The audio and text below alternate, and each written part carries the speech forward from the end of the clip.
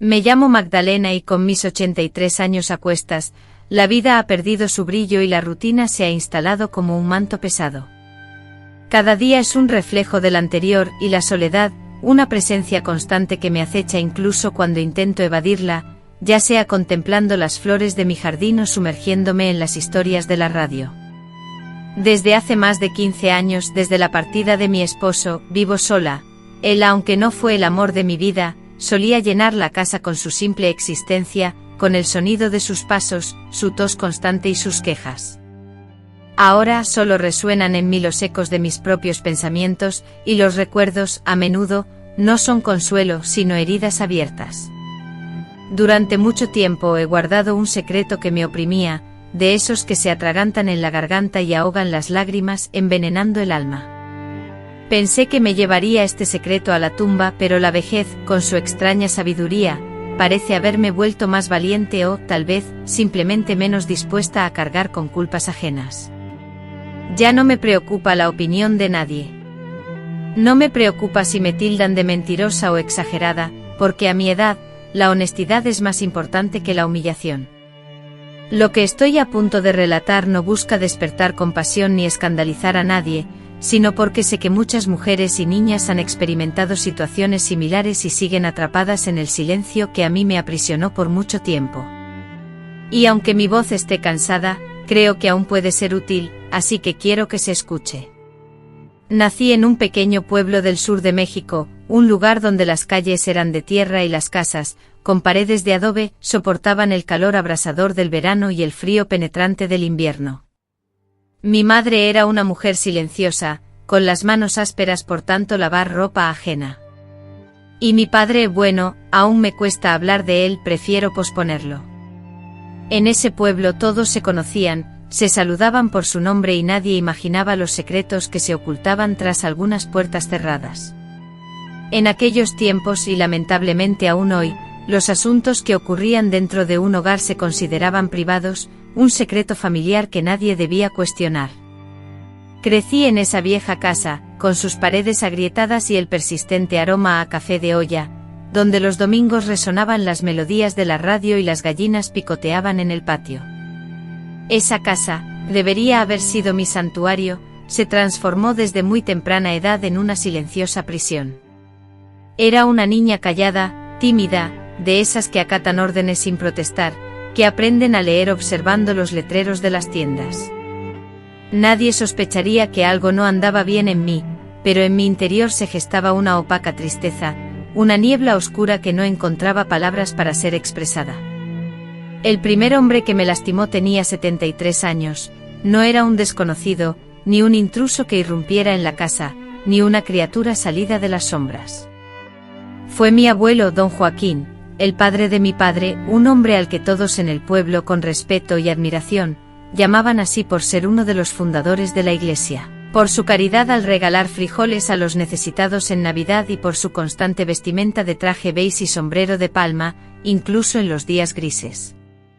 Nadie conociéndolo hubiera podido sospechar que detrás de su comportamiento amable y su voz tranquila, se ocultaba una oscuridad tan profunda. Yo con solo 7 años, no tenía forma de expresar lo que sentía cuando me pedía que me sentara en sus piernas y me acariciaba la espalda, bajando la mano. Al principio creí que era una muestra de cariño normal, propia de los abuelos, pero mi estómago se contraía, mi cuerpo se tensaba y, cuando me quedaba sola con él en la sala, solo deseaba que alguien abriera la puerta y me rescatara, pero nadie entraba, nadie me ayudaba. Durante mucho tiempo me atormentaba la idea de ser la culpable, de haber hecho algo que justificara lo que ocurría. Creía que mi ropa, mi forma de sentarme, incluso mi sola presencia, eran detonantes. Reconozco lo absurdo de pensar así, pero sé que muchas niñas comparten ese sentimiento, una vergüenza profunda, no miedo ni rabia, sino una sensación de suciedad, como si la culpa fuera intrínsecamente nuestra. Aprendí a mirar al suelo, a evitar sus ojos, a refugiarme en la cocina en cuanto oía su llegada. Sin embargo, siempre encontraba la manera de estar a solas conmigo, inventando pretextos, como pedirme que buscara sus lentes o que le leyera el periódico, elogiando mi voz. Y cada vez que sentía su mano sobre mi muslo, el mundo se difuminaba, y mi mente se refugiaba en un lugar muy profundo, donde anhelaba encogerme y desaparecer. Pero el cuerpo, ese cuerpo que no podía escapar, recordaba, permanecía. Negué lo sucedido durante años, incluso cuando crecí y comprendí que sus acciones eran inaceptables, incluso entonces, me mantuve en silencio. ¿Quién me habría creído si yo, la niña ejemplar, la que sacaba las mejores notas, la que nunca causaba problemas, lo acusaba, mi madre, que lo consideraba un benefactor, el responsable de que tuviéramos un hogar y alimento, lo adoraba? Mi padre, sumiso y temeroso, nunca se atrevía a contradecirlo. Así que, para mantener la fachada de una familia feliz y no romper la armonía, me guardé el miedo, el asco y la rabia, sacrificando mi infancia. Aprendí a fingir, a reír en el momento oportuno, a besarlo en la mejilla en Navidad, a sentarme a su lado cuando había visitas, mientras por dentro cada parte de mi ser clamaba por ayuda. Ahora, con el paso del tiempo, comprendo que ese silencio, esa negación de la verdad, fue lo que más me lastimó. Una niña no debería cargar con secretos tan pesados, ni vivir aterrorizada en su propia casa. Pero sé con certeza que muchas niñas sufren lo mismo, y muchas siguen sufriendo. Por eso necesito hablar, porque aunque el tiempo ha pasado y ya no soy la niña que era, una parte de mí aún anhela que alguien me mire directamente a los ojos y me diga con sinceridad, no fue tu culpa. Tal vez al compartir mi experiencia, alguna otra mujer en algún lugar del mundo se sienta inspirada y encuentre el valor para relatar su propia historia. Con el tiempo espero que el silencio que nos ha oprimido deje de ser lo común, porque ya hemos sufrido bastante, y porque ya es suficiente. Durante muchos años, creí haber sepultado ese doloroso episodio de mi vida, cubriéndolo con capas de rutina, obligaciones y silencios considerados necesarios. Pensé que si evitaba mencionarlo, si lo dejaba dormido en los oscuros y polvorientos rincones de mi memoria, se desvanecería, como una pesadilla que se esfuma al despertar. Sin embargo, la memoria no olvida, solo se esconde, como una fiera herida que se retira a la oscuridad para lamer sus heridas, pero sin extinguirse. Lo entendí con total claridad el día en que regresé a mi pueblo natal después de más de 40 años de ausencia. Desde que me casé y me mudé a la capital con mi esposo, abandonando ese hogar que nunca sentí como un refugio, no había regresado. Ni siquiera volví cuando mi padre falleció, enterándome tarde y sin querer ver las caras de quienes fingirían no saber nada. Pero esta vez fue diferente. Esta vez regresé al pueblo porque mi hermana menor, Clara, la única que seguía viviendo cerca, me llamó para informarme sobre la muerte de nuestro abuelo. A los 97 años, su cuerpo finalmente había sucumbido. En el pueblo todos hablaban de su larga vida, su sabiduría y su generosidad hacia la iglesia y los necesitados. Mientras lo elogiaban, sentí mi estómago hacerse piedra. No fui al velorio, incapaz de ver su rostro sin vida ni sus manos entrelazadas sobre el pecho como si fuera un santo. Sin embargo, caminé hasta la casa, la misma casa, observándola desde la distancia, con sus paredes encaladas, las rejas oxidadas y la misma puerta de madera con los 3 escalones de siempre.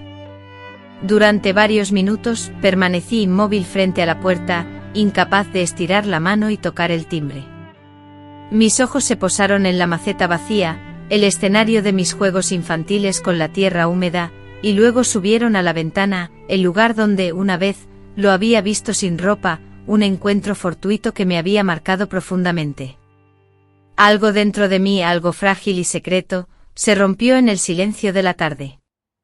La fachada de la casa parecía la misma, pero una sensación indefinible de cambio la impregnaba. Quizás era yo, la que ya no era la misma, ya no era aquella niña asustadiza que buscaba la forma de fundirse en las sombras y desaparecer entre las paredes. En ese instante la memoria se desató con una claridad desgarradora, trayendo consigo los recuerdos de mis visitas al pueblo cuando aún era muy pequeña, y él venía a buscarme a la escuela con su bastón y su sonrisa paternal. Recordé los dulces que me ofrecía, envueltos en servilletas de papel, y las promesas de regalos y guardaba silencio sobre nuestros juegos. Comprendí entonces que no se trataba de un único incidente, ni siquiera de un breve periodo de tiempo. Fueron años enteros de pequeños gestos, sutiles y aparentemente inocuos a los ojos de los adultos, pero que para mí se clavaban como agujas afiladas cada día en el mismo lugar. Y de entre todos esos recuerdos, una tarde en particular resurgió con especial nitidez. Con 8 años, me llevó a su habitación con la promesa de mostrarme su colección de estampillas. Me sentó sobre sus piernas y me ordenó leer en voz alta. Fue entonces cuando su mano comenzó a moverse por debajo de mi falda, y sentí que mi espíritu se desprendía de mi cuerpo. Sin embargo, no grité, nunca lo hice. Permanecí inmóvil, respirando superficialmente mientras él pronunciaba palabras incomprensibles. Al dejarme, me dirigí al baño y me encerré. Estuve sentada en la tapa del inodoro por más de 1 hora, sintiendo cómo me desmoronaba internamente, como si me hubiera quebrado sin hacer ruido alguno. A pesar de ello, regresé al comedor, me senté a la mesa como si nada hubiese ocurrido. Comí la comida que me sirvieron, escuché las conversaciones de los adultos, y cuando mi madre me acarició el cabello y me elogió por ser una niña buena, asentí sin levantar la mirada. ¿Por qué guardé silencio? Porque no sabía qué decir. Porque no existían las palabras para expresar lo ocurrido. Porque en esa época una niña obediente no se atrevía a cuestionar a los adultos, y él era el patriarca de la familia. ¿Cómo podría aquel hombre tan respetado ofrecerme algo que me perjudicara? Si algo sucedía, de ninguna manera sería mi culpa. Esa noche me lavé las manos repetidas veces hasta que la piel me escoció. Me juré no volver a estar a solas con él, aunque no siempre lograba evitarlo. La casa era modesta a las visitas constantes y él, con astucia, siempre encontraba la forma de acercarse sin levantar sospechas. A veces solo un roce, una mirada, una frase susurrada al oído eran suficientes para recordarme mi encierro. La semilla del temor arraigó profundamente en mí. Modifiqué mi forma de vestir, abandonando los vestidos sin mangas y peinándome de modo que mi rostro quedara parcialmente oculto. Me volví callada y extremadamente cautelosa, desarrollando la capacidad de interpretar gestos y prever movimientos.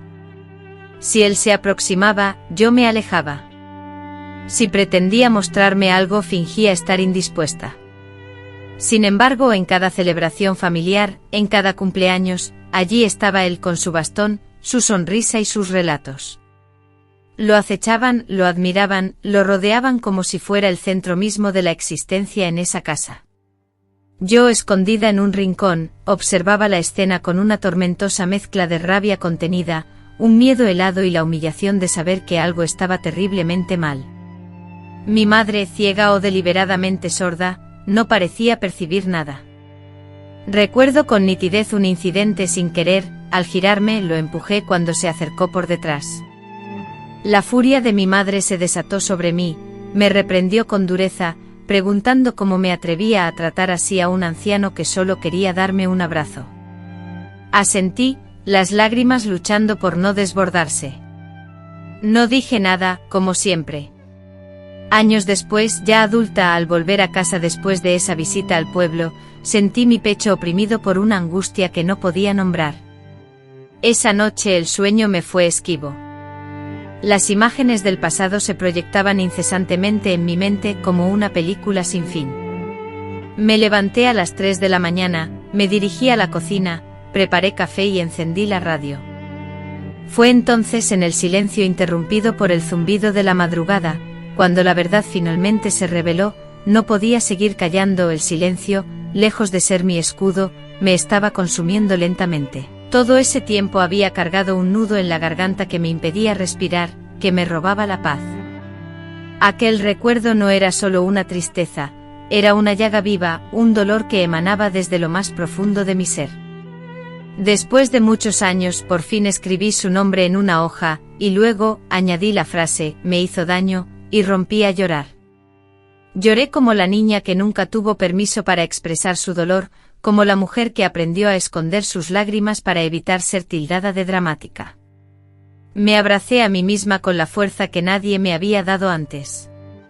En ese llanto comprendí que debía compartir mi historia, no por venganza ni para obtener justicia, sino por dignidad, porque cada vez que me obligaba a decir que estaba bien, traicionaba a la niña que fui. Y era el momento de sanar esa traición. Tras aquella noche en que escribí su nombre y la frase prohibida, los recuerdos comenzaron a aflorar, no de forma ordenada, sino como las piezas de un rompecabezas que se ensamblaban sin mi intervención. Recordar no fue una elección, sino una inevitable consecuencia. Lo que había permanecido oculto bajo el peso de las obligaciones, las oraciones recitadas, los matrimonios celebrados, los embarazos vividos, los traslados de un lugar a otro y los entierros de seres queridos, comenzó a aflorar como agua turbia, emanando de un pozo que se había intentado sellar herméticamente con piedras. Lo que antes eran recuerdos difusos, ahora regresaban con una nitidez dolorosa, acompañados de olores, sonidos y texturas vívidas. Reviví la casa, las tías, los gestos cotidianos, el calor sofocante de algunas tardes y el frío glacial que sentía en mi interior, incluso en pleno verano. Recordé el rostro de mi abuelo con una claridad que me provocó escalofríos, esa frente arrugada que otros consideraban sabia, esa barba blanca que tantas veces me obligaron a besar en señal de respeto. Esas manos que todos admiraban por su fuerza, porque aún podía cargar sacos de maíz a pesar de su edad. Manos que también sabían desabrochar mi blusa, deslizarse por mis piernas, presionar en lugares donde nadie debería haber puesto sus manos. Yo era una niña callada y esa característica, en lugar de protegerme, me jugó en contra. Las niñas que evitan hacer ruido, correr o llamar la atención, son las presas ideales para aquellos que se esconden tras una fachada de afecto. Yo era una de ellas, obediente, respetuosa, educada en la idea de que los adultos siempre tienen la razón, que la familia está por encima de todo y que no se debe cuestionar a los mayores. Me enseñaron a guardar silencio en lugar de a defenderme. Cuando el horror comenzó a repetirse, ya contaba con las armas necesarias para ocultarlo: silencio, sumisión y vergüenza. Me convertí en una maestra del disimulo, podía jugar con mis muñecas tras una agresión como si nada hubiera ocurrido. Podía reír durante el almuerzo familiar sabiendo que esa misma mañana él me había acorralado en el pasillo mientras los demás preparaban la comida. Aprendí a respirar sin hacer ruido, a mirar sin ser vista, a existir sin molestar. Comprendí que mi cuerpo no me pertenecía, sino que era algo a lo que otros podían acceder sin mi consentimiento, mi voz y mis deseos no contaban. Lo más doloroso fue que aprendí a aceptar esta realidad como algo habitual. Recuerdo vívidamente el instante en que decidí confesarle a alguien, específicamente a mi prima Estela, quien me superaba en 2 años. No le revelé la totalidad de la situación, sino que le manifesté mi incomodidad al quedarme a solas con mi abuelo, pues realizaba actos que me resultaban extraños. Ella reaccionó con ceño fruncido, mirándome con incredulidad. ¿Extraños cómo?, preguntó. Yo, incapaz de articular palabra, me encogí de hombros, sugiriendo olvidar el tema, y regresé a casa. Después de esa experiencia, nunca más intenté hablar sobre ello. Esa mínima reacción fue suficiente para sellar mi silencio. Me convencí de que si no podía describirlo, probablemente no era tan grave, ya que no producía heridas visibles. Pensé que aunque doliera, no era algo relevante. Y así, el tiempo transcurrió y mi infancia se apagó gradualmente sin que nadie se percatara. Mis ojos perdieron su brillo. Mi cuerpo, aún en plena infancia, experimentó un crecimiento prematuro, no impulsado por el desarrollo natural, sino por el peso invisible de las experiencias que me oprimían. Me transformé en una niña silenciosa, seria, y abandoné la alegría propia de mi edad. Mi madre, observando mi cambio, manifestaba preocupación, aunque de forma superficial. Inquiría sobre mi bienestar, pero sin la insistencia necesaria para que yo revelara mis secretos. ¿Todo bien en la escuela?, preguntaba, absorta en la tarea de pelar patatas. ¿No te has peleado con tu prima?, sugería si notaba mi tristeza. Yo respondía con un movimiento de cabeza, negando cualquier problema, y ella aceptaba mi respuesta con un suspiro de alivio. Jamás me enfrentó a una pregunta directa, una pregunta que buscara la verdad en mis ojos. ¿Alguien te hizo daño? Quizá temía la respuesta, o quizás, en lo más profundo de su ser, ya intuía la verdad. Mi padre, en cambio, vivía en un mundo aparte, un hombre distante incluso cuando estaba físicamente presente. Su trabajo, sus preocupaciones y su visión de la familia como una estructura jerárquica e inamovible, le impedían siquiera considerar la posibilidad de que su propio padre pudiera haber cometido una atrocidad contra su nieta. Cuando mi abuelo hablaba, él guardaba silencio. Cuando mi abuelo opinaba, él asentía.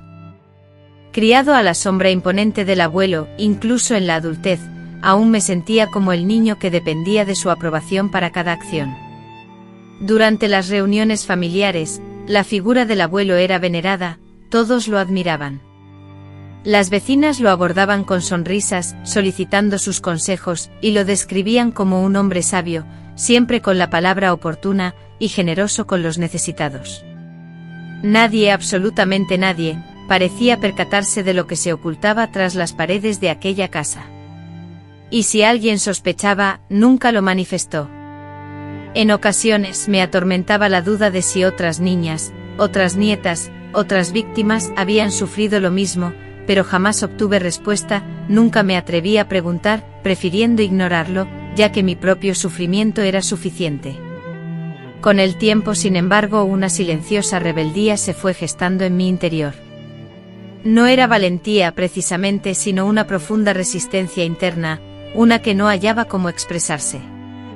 Comencé a escribir en hojas sueltas, en servilletas, en los márgenes de los cuadernos, frases crípticas, con un significado solo comprensible para mí. La bestia vive entre nosotros. Nadie escucha los gritos que no se emiten. Los abrazos en ciertos contextos se transformaron en una señal de alerta para mí. Las palabras que usaba en lugar de gritos eran mi intento de expresar el dolor y la confusión que sentía. Comencé a observar minuciosamente el comportamiento de los adultos, especialmente sus gestos, y a desconfiar de aquellos hombres que ofrecían abrazos prolongados o que hacían preguntas personales e inapropiadas. Desarrollé una hipersensibilidad al lenguaje corporal, intuyendo las intenciones ocultas de los demás. Al mismo tiempo experimenté un profundo rechazo hacia mi propio cuerpo.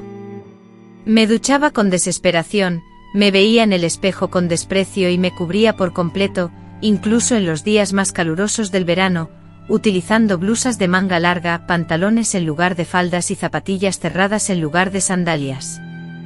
No deseaba que nadie viera mi piel.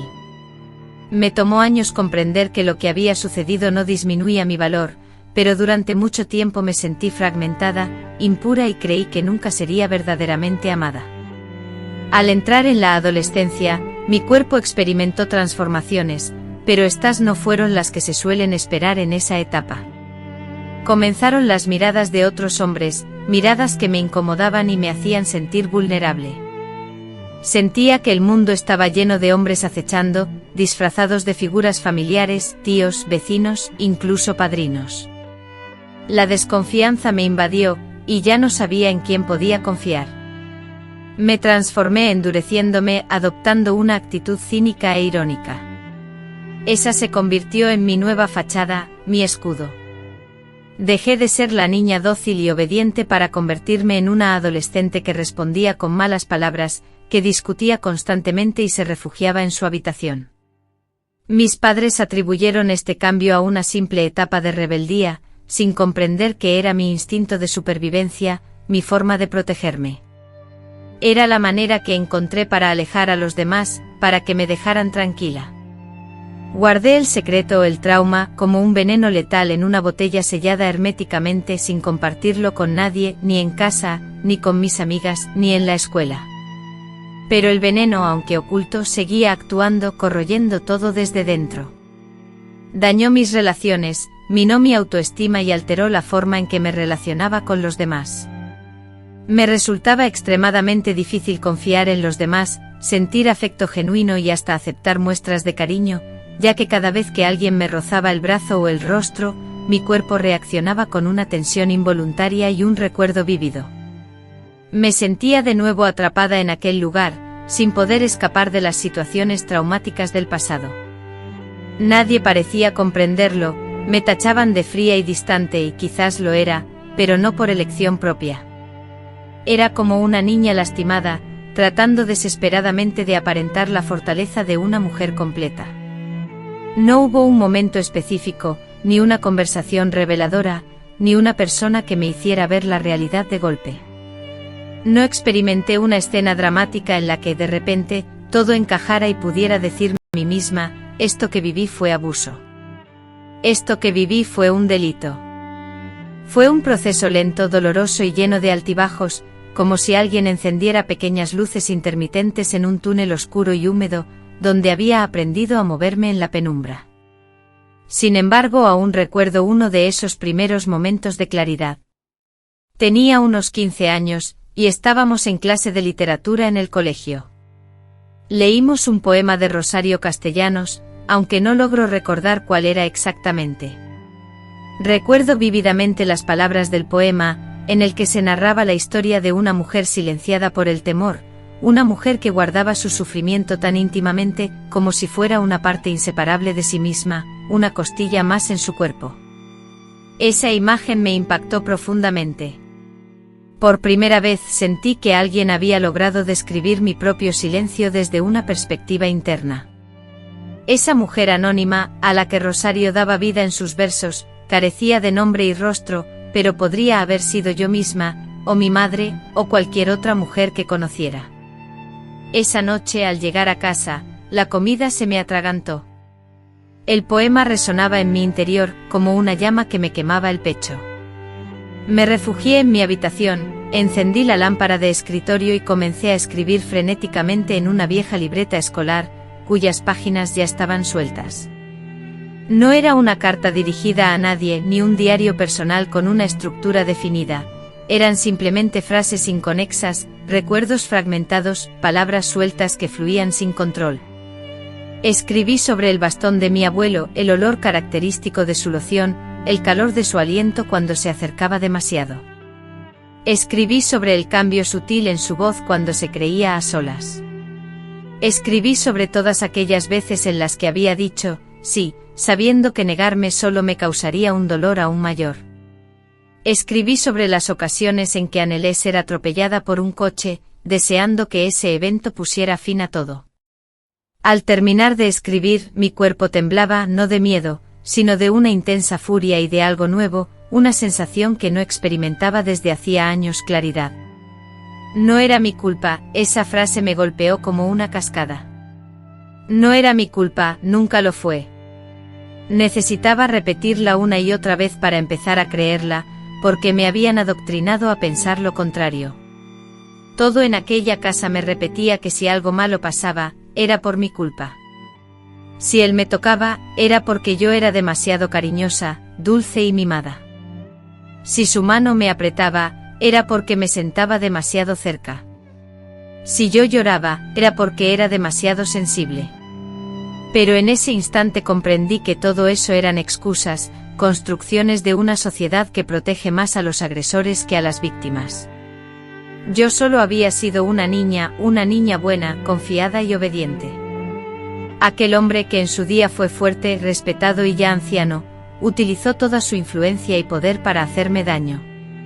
La comprensión de esto no llegó a través de la lógica, sino que resonó en cada célula de mi ser, como una verdad brutalmente clara que me había eludido durante demasiado tiempo. Esta nueva conciencia transformó lentamente mi perspectiva, obligándome a revisar mi pasado. Ya no me veía como una víctima avergonzada, sino como un testigo inocente. Comencé a llamar a las cosas por su nombre real, los recuerdos incómodos se convirtieron en actos de abuso, el hombre confundido en un abusador y la etapa difícil en una infancia arrebatada. Este proceso de nombrar la verdad, si bien doloroso, fue también liberador. Cada vez que lograba definir una experiencia, sentía que recuperaba una parte de mí, que reconstruía mi propia historia con mis palabras, no con las que me habían impuesto. Y junto a esta claridad, emergió una rabia antigua, oxidada por el tiempo y acumulada en el fondo de mi pecho, lista para explotar. Sentía rabia intensa hacia él con justa razón, por cada gesto de afecto falso y dañino, por cada frase que manipulaba mis emociones, por cada ocasión en que sembró dudas sobre mi propia valía.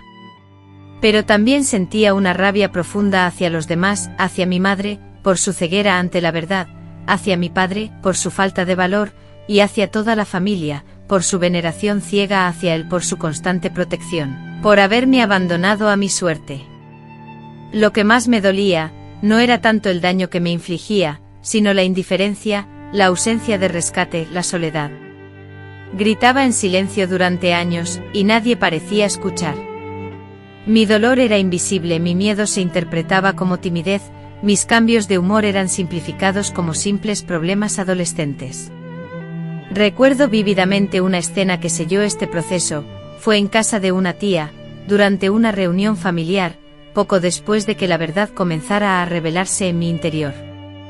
Alguien mencionó al abuelo, elogió su bondad, y sin pensarlo, escapó de mis labios un susurro acusador: era un hombre enfermo. El silencio se hizo palpable, glacial. Las tazas dejaron de sonar, y la frente de mi tía se frunció en señal de desaprobación. ¿Qué acabas de decir?, preguntó con curiosidad. Yo simplemente alicé los hombros en señal de indiferencia. Nada, respondí, aunque sabía que ya había soltado la bomba.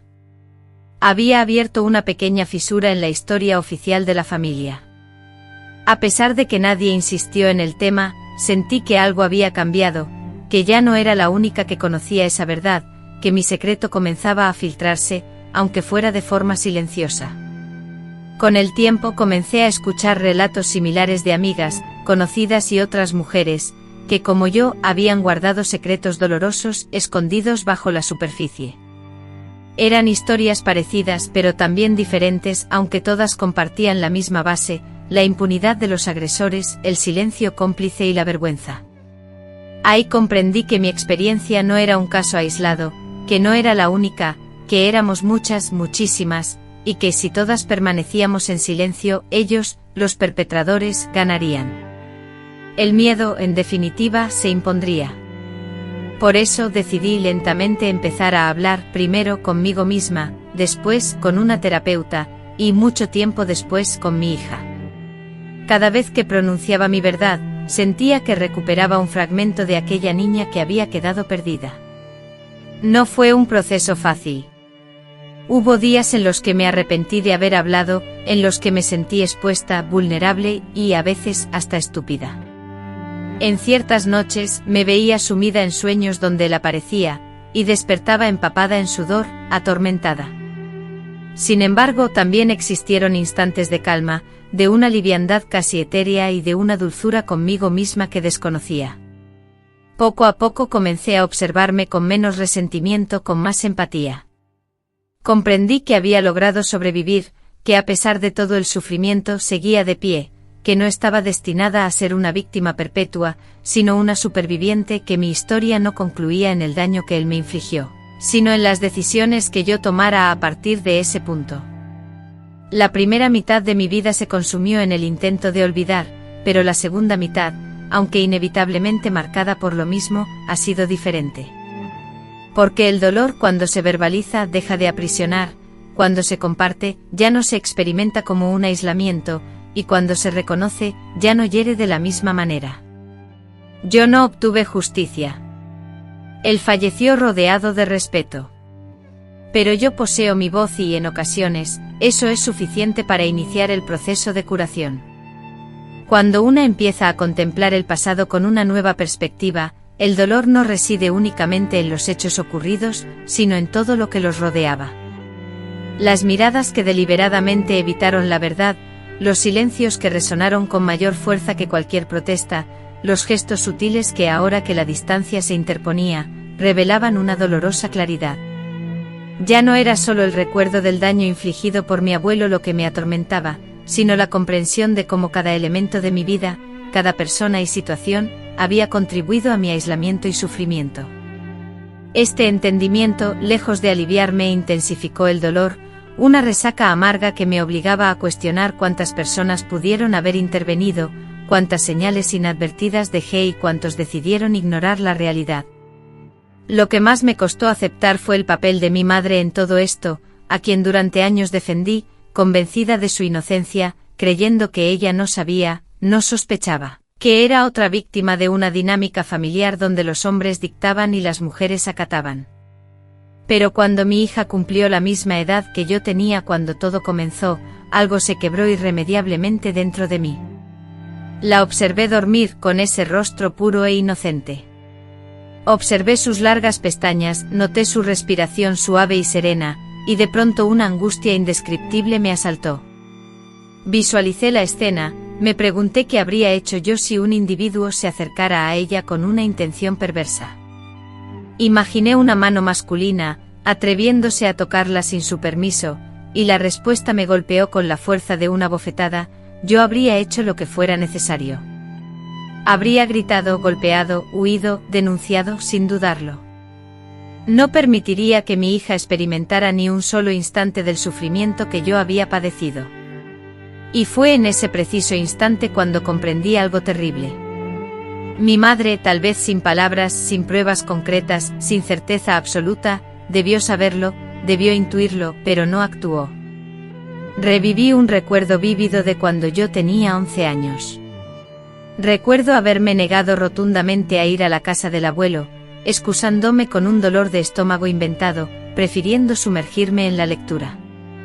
Ella me miró con una expresión que ahora, con el entendimiento que me da el tiempo, puedo identificar como preocupación genuina, pero que en aquel momento, en mi inocencia, no supe interpretar. Después me acarició el cabello, suspiró y me dijo: «No le hagas un desaire a tu abuelo, él te quiere». Esa frase resonó en mi interior con la fuerza de un martillo, taladrando mi pecho. En esa frase que creí una simple orden, ahora entiendo que había una profunda entrega, una manera de admitir su incapacidad o falta de voluntad para confrontar la realidad. Tal vez temía las repercusiones, quizás se sentía en deuda con alguien, o posiblemente estaba atormentada por sus propios secretos. Pero en ese instante, en esa frase, comprendí que estaba sola. Y la soledad de una niña es diferente a la de un adulto, no es solo un cuarto vacío o una cama sin compañía. Es una oscuridad impenetrable donde nadie puede escuchar tus gritos aunque los emitas. Y grité, por supuesto que grité, pero no con palabras. Grité con mi cuerpo, con mis altibajos emocionales, con la mirada perdida, con mis hábitos alimenticios y de sueño, con mi aislamiento. Grité cuando en la adolescencia empecé a hacerme daño, arañando mi piel con piedras, mordiéndome las uñas hasta sangrar. Grité cuando rechacé todos los regalos de cumpleaños, cuando dejé de sostener la mirada, cuando comencé a escribir poemas oscuros en los bordes de mis libros. Nadie prestó atención, nadie quiso escuchar, porque el silencio, una barrera inquebrantable, era el lenguaje común de esa familia. El tiempo transcurrió, y aunque me juré no regresar jamás a esa casa, la vida, con sus juegos inesperados, me llevó de vuelta. Una Navidad, siendo ya adulta, madre de 2 hijos, mi esposo, con vehemencia, propuso que viajáramos al pueblo para visitar a mis padres. Siempre había evitado las celebraciones festivas, inventando pretextos, pero ese año, la negativa se hizo imposible. Mis hijos anhelaban conocer a sus abuelos. Además, mi suegra nos había facilitado su coche y la falta de alternativas me doblegó. Regresé con el estómago revuelto por la ansiedad, las palmas de las manos húmedas de sudor y el corazón latiendo con fuerza. El pueblo inalterable persistía, el camino de tierra, los árboles que parecían haberse reducido, y el clima denso, asfixiante. Al bajar del coche y divisar la casa, sentí que el tiempo se había detenido en mis 11 años. Mi cuerpo entero reaccionó, las piernas debilitadas temblaban. Sentado en el mismo sillón de siempre con su bastón apoyado a un lado y una manta cubriendo sus rodillas, me recibió con la familiar sonrisa bajo el ala del sombrero, como si el tiempo no hubiera transcurrido, como si las décadas no hubieran dejado huella. Me saludó con su voz lenta y falsamente afectuosa, diciendo: «Magdalena, qué gusto verte, hija». La sola visión me produjo náuseas, así que en lugar de abrazarlo, solo asentí con la cabeza y entré con mis hijos. Cada segundo de esa visita fue una tortura, y me esforcé por sonreír, proteger a mis niños y evitar que se acercaran a él, como una loba que protege a sus cachorros. No podía dormir ni comer. Mi esposo, desconcertado, me preguntaba qué me sucedía, por qué estaba tan distante, pero no podía confesarle la verdad, porque aún me costaba pronunciarla. Sin embargo, esa visita marcó un antes y un después. Al regresar, mi cuerpo se rebeló, sufrí dolores de cabeza constantes, vértigos e insomnio. El médico lo atribuyó al estrés, pero yo sabía que era el pasado, que volvía a gritar, y mi cuerpo me exigía que revelara la verdad. Finalmente, una noche, con los niños ya en la cama y mi esposo absorto en la televisión, le pedí que bajara el volumen. Con voz temblorosa le dije: necesito contarte algo. Y entonces, sin reservas ni interrupciones, le revelé cada detalle, cada sentimiento, cada recuerdo. Las lágrimas fluyeron sin control, mientras él permanecía en silencio. Al terminar, extendió su mano y la entrelazó con la mía. Me abrazó con fuerza y en ese abrazo pronunció las palabras que necesitaba escuchar: no fue tu culpa. Por primera vez sentí que esas palabras eran verdaderas. A partir de ese instante mi camino tomó una dirección irreversible. Mi existencia se fraccionó en un antes y un después de esa conversación, porque aunque el mundo continuara girando a mi alrededor sin alterarse, dentro de mí algo se había transformado. La fachada que había mantenido durante años se había derrumbado. Ya no podía seguir sonriendo en las reuniones familiares, ni permitir que mis hijos se refirieran a él como bisabuelo. Corté todo contacto. Dejé de ir a los encuentros familiares, bloqueé llamadas y mensajes. Mi madre, enfurecida, me reprochó mi actitud, acusándome de injusta y de juzgar a un hombre por hechos del pasado. No le respondí, porque ya no necesitaba su comprensión ni su aprobación. Había esperado demasiado tiempo. Era mi momento de sanar, y mi dignidad no era negociable. Durante los años posteriores, retomé la terapia, comencé a escribir sobre mi experiencia, conversé con otras mujeres que habían pasado por situaciones similares, participé en grupos de apoyo donde compartíamos nuestras vivencias, y escuché testimonios aún más dolorosos que el mío. Lloré por otras niñas que sufrieron abusos, y también lloré por mí misma, reviviendo el dolor del pasado. En este proceso experimenté una profunda transformación personal, no una renovación completa, sino una reintegración. Por fin recuperé las partes de mí que me habían sido arrebatadas. El momento crucial de esta historia, el punto de inflexión, no fue un evento dramático, mediático ni acompañado de grandes manifestaciones emocionales. Fue un instante íntimo, silencioso y completamente decisivo, porque a veces la mayor transformación personal se produce en la soledad del alma, sin testigos, sin necesidad de reconocimiento externo ni de juicios, sino únicamente con el eco de una vida intentando mirarse a sí misma sin temor. Habían transcurrido más de 50 años desde el primer abuso, más de medio siglo cargando con un cuerpo que sentía ajeno, con una historia que me avergonzaba y con una verdad que apenas me atrevía a plasmar por completo en palabras. Después de haber conversado con mi esposo sobre todo, después de haber cortado lazos con mi familia, y después de haber nombrado a mi agresor en voz alta, sentía que algo más me ataba, algo que ni siquiera yo misma lograba identificar. Era como un nudo persistente que, a pesar de mis sesiones de terapia, la lectura de libros y mi apoyo a otras mujeres para que hallaran su voz, seguía sin deshacerse. Ese algo era él, mi abuelo, el anciano que aún vivía, deteriorado por la edad y la enfermedad, débil, ciego de un ojo, con la piel delgada como papel. Nadie lo percibía como una amenaza, era un hombre frágil que apenas podía caminar. Pero yo sí sabía. Yo sabía lo que sus manos habían hecho. Sabía cómo su voz, incluso en un susurro, podía convertir a una niña en una sombra. Sabía que su fragilidad física no erradicaba la corrupción de su alma. Y aunque ya no me tocaba, y a pesar de no tener más poder sobre mí, su imagen seguía presente en mi mente, fuerte, dominante, grabada en mi memoria como una cicatriz indeleble. Comprendí que si no me enfrentaba a mi pasado, no en un juicio ni ante la familia, sino yo sola, cara a cara con él, nunca podría sanar por completo a la niña que había sido. Así que decidí hacerlo. Una tarde de octubre, sin avisar a nadie, subí a un autobús y viajé sola a mi pueblo natal. Llevaba solo un bolso con una muda de ropa, una botella de agua y un papel doblado donde había escrito lo que necesitaba decirle. El viaje fue largo, pero no sentí el paso del tiempo. Todo mi cuerpo estaba tenso, rígido. Me dolía el cuello y las manos, pero no por miedo. No, esta vez era una determinación inquebrantable. Al llegar, caminé hasta la casa donde había crecido. La encontré igual, como si el tiempo se hubiera detenido allí. Toqué la puerta y me abrió una de mis tías, quien me miró con sorpresa. «Magdalena», preguntó como si estuviera viendo un fantasma. Asentí. Le dije que venía a ver al abuelo.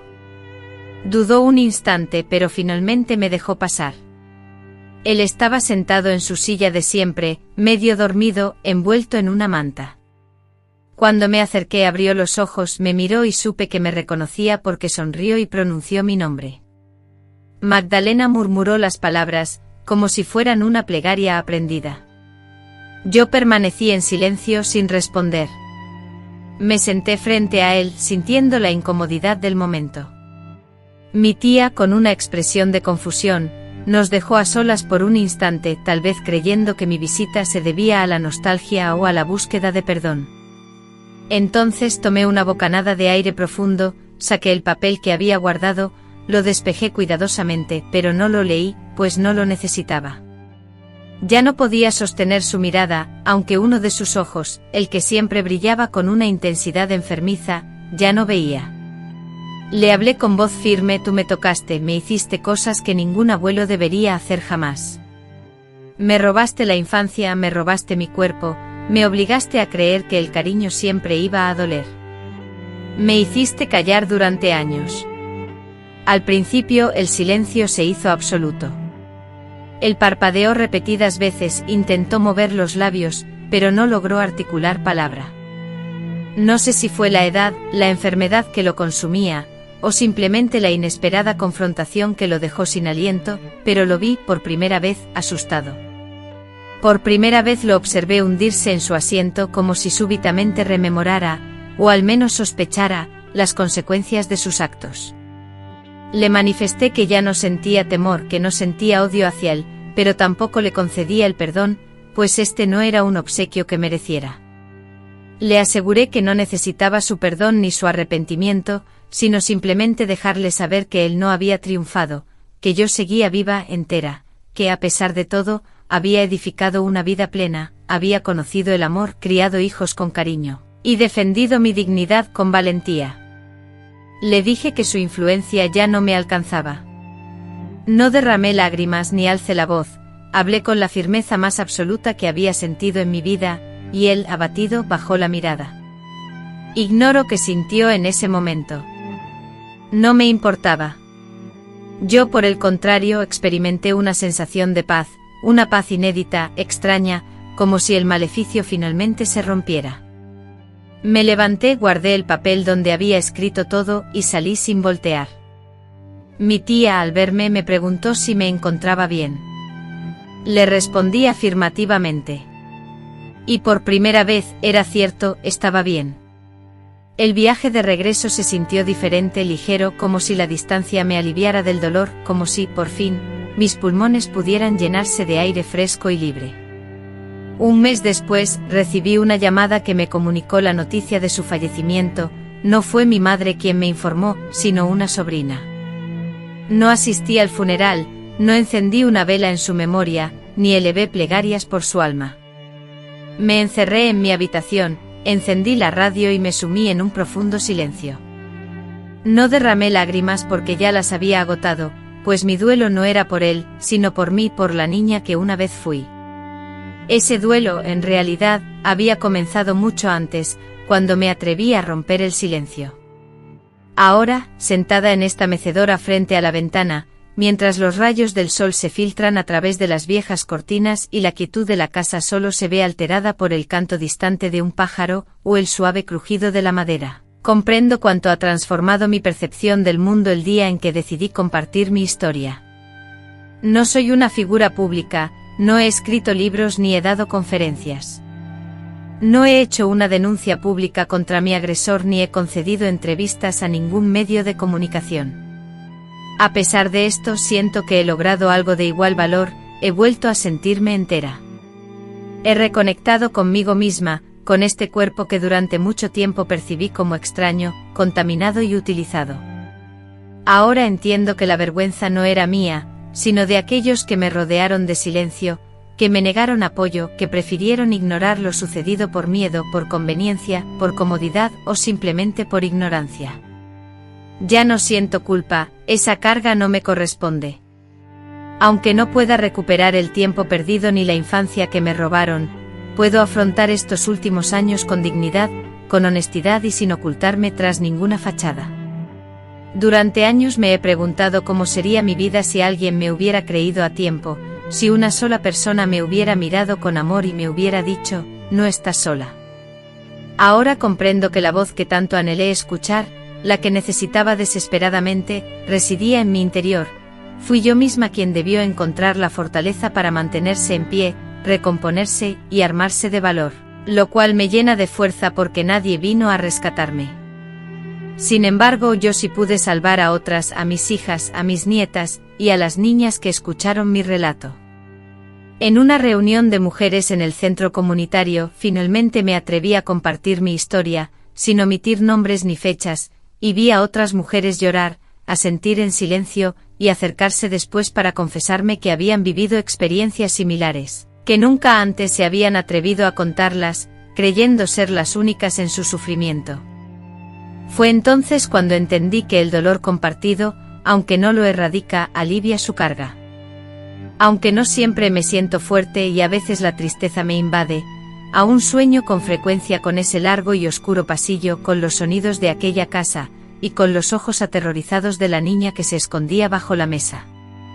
Pero anhelo también la libertad, la vastedad de los campos, el sonido de las risas de mis nietos, y la imagen del rostro de mi hija, el día que la abracé por primera vez, libre del temor a tocarla.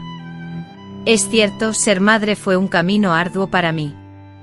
Me resultaba difícil abrazar sin vacilar, bañar a mis hijas, vestirlas, contemplar sus cuerpos puros sin sentir una turbación interna.